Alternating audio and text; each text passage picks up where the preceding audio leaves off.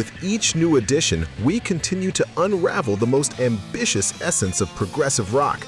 Its complex narratives, dynamic variations, and sonic inventiveness continue to surprise generation after generation. Thanks to your constant recommendations, the time has come to present a few more albums that elevate the imagination and the sonic experience. Check out now 10 essential progressive rock albums to blow your mind, Part 5. Just a step, cried the sad man, take a look down at the madman. The year was 1970, and the newly formed supergroup Emerson, Lake and Palmer emerged with a proposal as bold as it was technical. Combining monumental keyboards, a pulsating bass, and an almost mathematical rhythmic precision, the trio presented an intense fusion between the classical music canon and the electricity of progressive rock.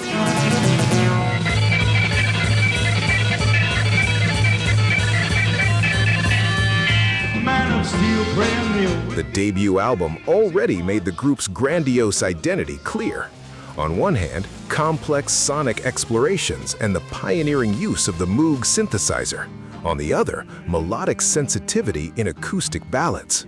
The record didn't just introduce the trio to the world, but raised the standard of virtuosity required in rock, proving that erudition could coexist harmoniously with arena-sized weight.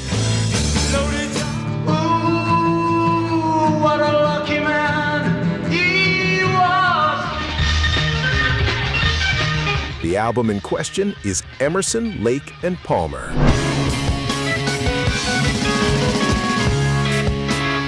Disturbing the waters when the flames have their season.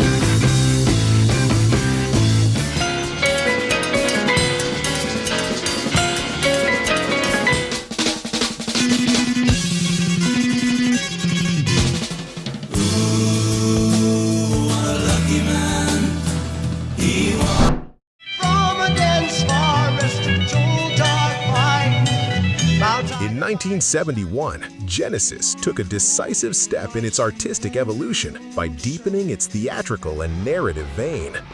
The album marks the debut of the classic lineup, with the fundamental additions of Phil Collins and Steve Hackett, and consolidates a sound that blends British pastoral lyricism with bursts of dramatic intensity.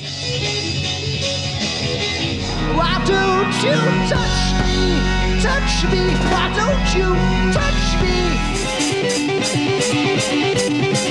With dark and surreal stories, complex dynamic shifts, and arrangements of mellotron and 12-string guitars, this album defined the band's progressive style.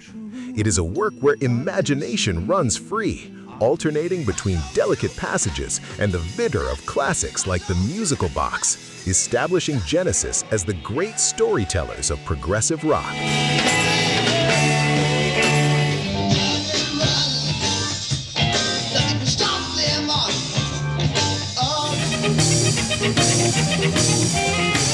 The album we are highlighting is Nursery Cryme.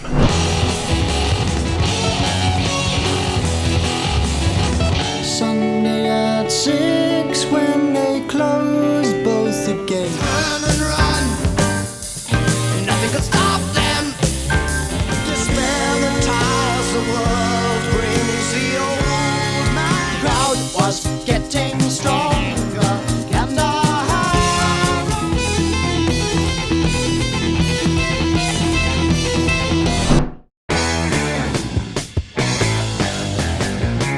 In 1972, Kahn released one of the brightest treasures of the Strand, known as the Canterbury Scene. The album is marked by the precocious talent of guitarist Steve Hillich and the masterful participation of keyboardist Dave Stewart, presenting progressive rock that balances melodic refinement with vibrant energy.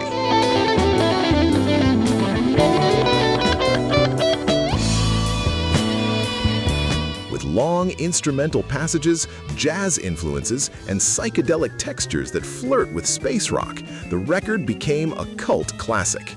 The work stands out for the impeccable interplay between distorted guitars and Hammond organs, creating an ethereal and complex sonic journey that served as the foundation for the sonic revolution Hillage would carry forward in his solo career and with the group Gong. The work we are mentioning is Space Shanty.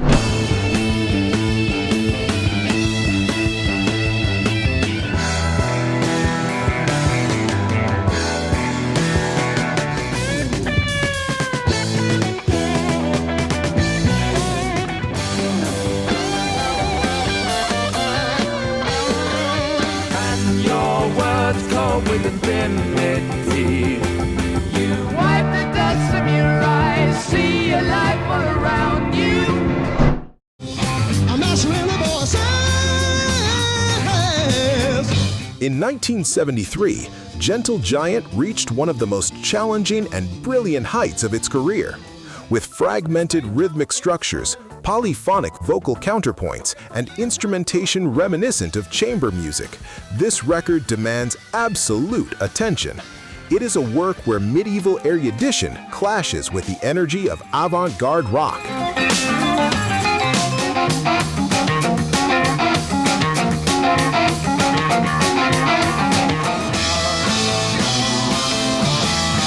The album stands out for the technical mastery of a multi-instrumentalist quintet that alternates acoustic and electric textures with surgical precision. Dense, creative, and unapologetically anti-commercial, the record became a landmark of music for musicians, consolidating Gentle Giant as the most inventive and unique band in the entire progressive scene.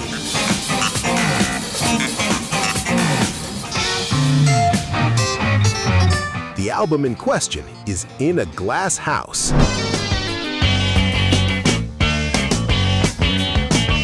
I heard someone saying, I think he'll be staying, maybe. You try to question her, does she?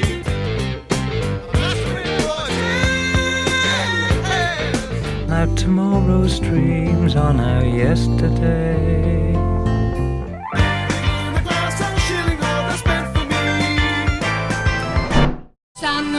With you consider reminded of an inner pact between. The year was 1974, and Yes surprised everyone by swapping mystical lyricism for a more aggressive, urban, and experimental sound. With the arrival of keyboardist Patrick Moraz, the band dived deep into jazz fusion, delivering intense improvisations and sonic textures bordering on industrial.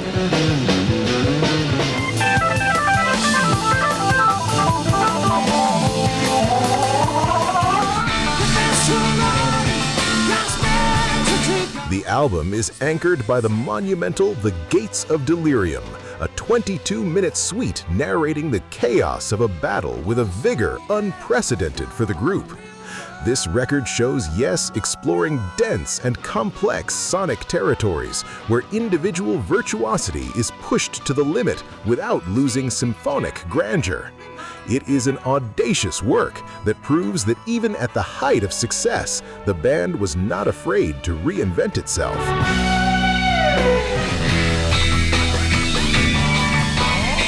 The work we are highlighting is Relayer. Stand and fight, we do consider reminded of an inner pact between some. Your friends have been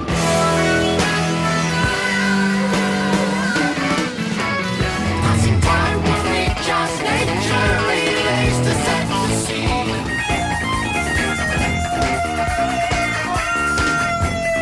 After all, your soul will still surrender. Follow our video series that dives into essential works, records that every progressive rock fan needs to know and revisit. Click on the card appearing at the top of your screen. Subscribe to the channel to have your comments answered with priority by our team. And don't forget to turn on notifications to be notified of news before everyone else.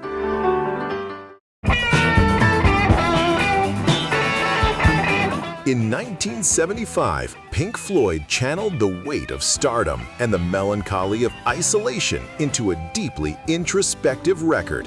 The work functions as a meditation on absence, personified in the figure of founder Syd Barrett, and a biting critique of the coldness and greed of the recording industry.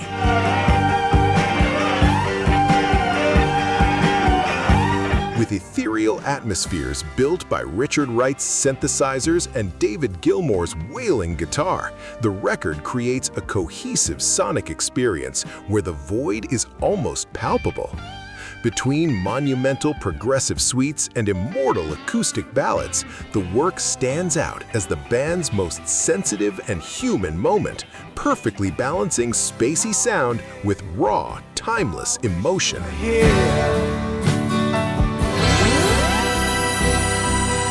The album we're mentioning is Wish You Were Here.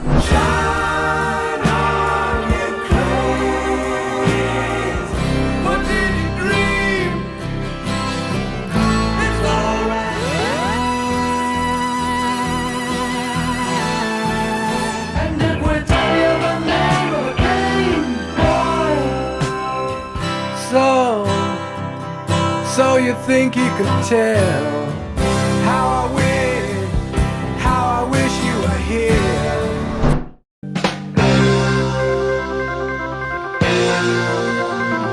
The year was 1976, and Camel was refining its melodic and contemplative progressive rock to the maximum. With a curious conceptual proposal, the group sought to translate the personality of each of its members into music, resulting in a work that floats between dreamlike moods and instrumental themes of rare elegance.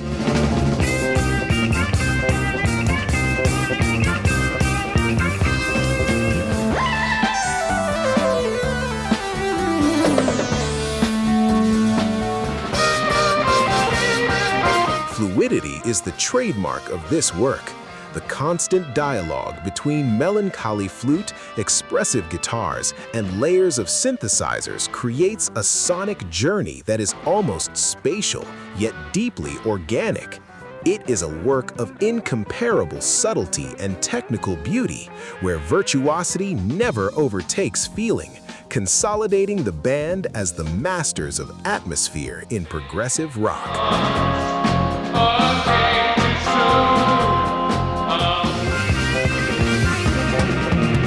The album in question is Moonmadness.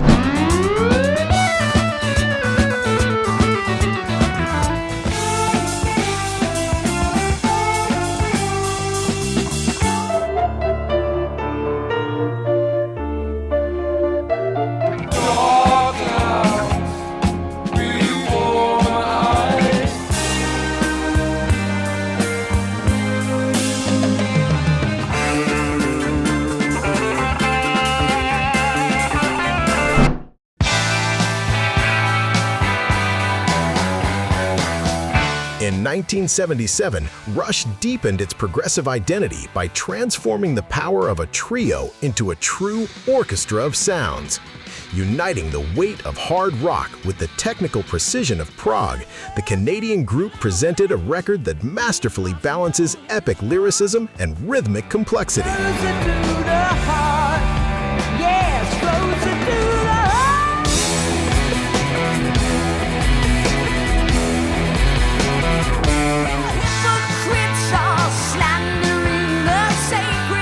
It is the fundamental turning point where the band expanded its arsenal. Synthesizers and bass pedals fill the sound, while the lyrics dive into literature and science fiction.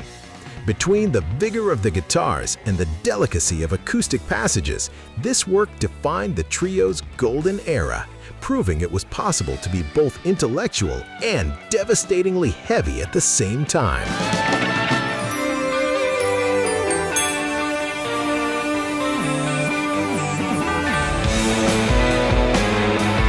The album we are highlighting is A Farewell to Kings. When they turn the pages of history, when these days have passed, I hear the whisper tales of immortality.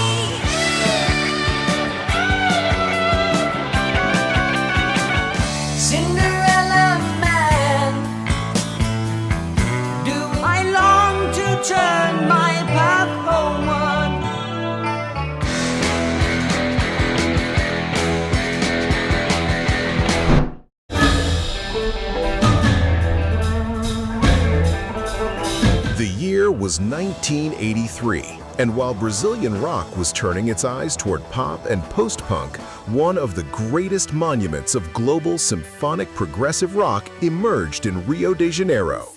In a context completely unfavorable to the genre, Bacamarte released a work of impressive technical ambition and rare harmonic refinement.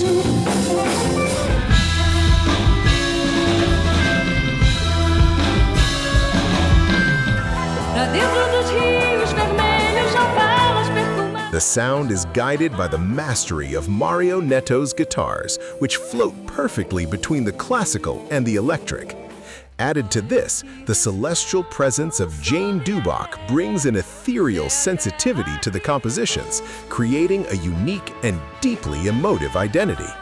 It is a masterpiece of contrasts, where the complexity of instrumental suites meets the Brazilian soul, resulting in one of the most respected progressive records on the planet.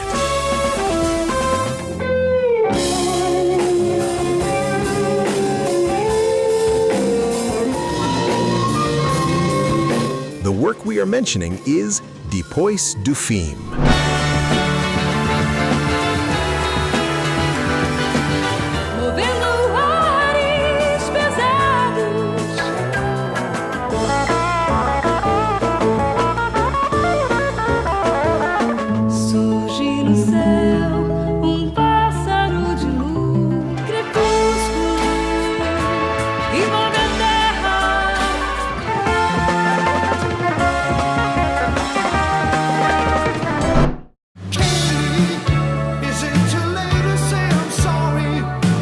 In 1985, Marillion proved that progressive rock was not only alive, but could still dominate global charts. With a continuous and deeply emotional narrative, this album became the definitive manifesto of neo-prog, uniting the complexity of the genre with the vibrant sound of the 80s. Do you remember? I thought it was confetti in our hair. By the way, lavender's blue, dilly dilly, lavender's green. Led by Fish's confessional lyrics and theatrical performance, the work dives into a journey of self-discovery, nostalgia, and disillusionment. With striking melodies and Steve Rothery's consistently elegant guitar work, the record builds an immersive atmosphere that flows without interruption. It is an intense and memorable work that rescued the grandeur of conceptual albums for a new generation of listeners.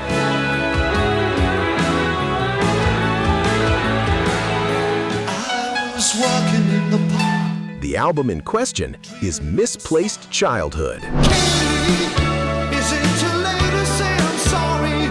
And Kate, lavender's blue, dilly dilly, lavender.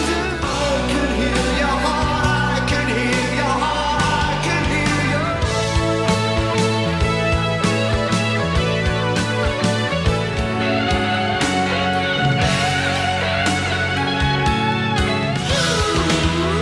that child, that was.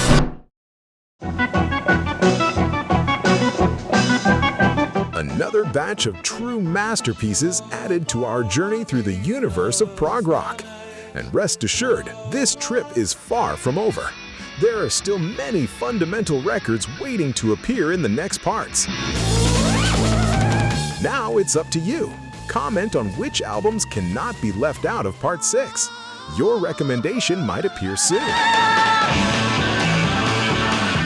Like the video, subscribe to the channel, and consider becoming a member to support the project and get early access to content.